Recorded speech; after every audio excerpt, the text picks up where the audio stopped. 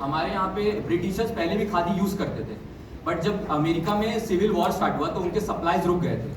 Then after उन्होंने नए markets खोजे और उस टाइम पे इंडिया एक नेट एक्सपोर्टर निकला जो बहुत चीप रेट में उन्हें बेटर क्वालिटी का खादी प्रोवाइड कर सकता था। देन आफ्टर उन्होंने यहाँ से खादी एक्सपोर्ट किया चीप प्राइस पे, एंड वहाँ से जब वो मैन्युफैक्चर करके अपने देश से यहाँ पे कपड़े भेजते थे वो कंपेरेटिवली हाई रहते थे।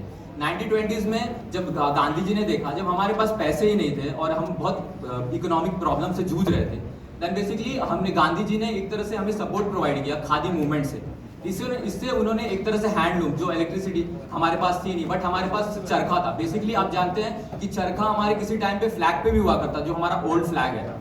एंड उन्होंने हमें एक बताया कि हाथों से ही कपड़े बनाकर हम अपने देश की इकोनॉमी को बचा सकते हैं, और उस टाइम पे एम्प्लॉयमेंट रेट हमारे देश में बहुत कम थे, एंड इसकी वजह से हमारे देश में गाँव में एम्प्लॉयमेंट्स भी आए थे।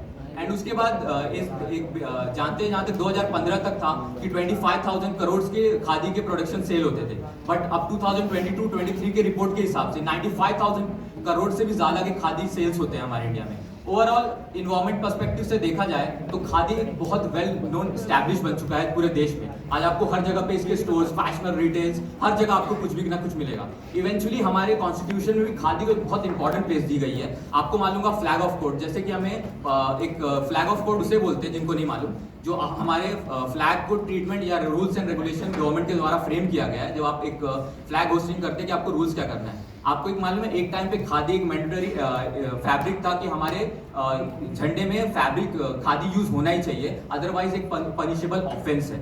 सो गाइस, खादी को एक तरह से हम इंडियन सेंटिमेंट से भी जोड़ सकते हैं, and it's basically a very very deep rooted in our Indian culture. Thank you very much.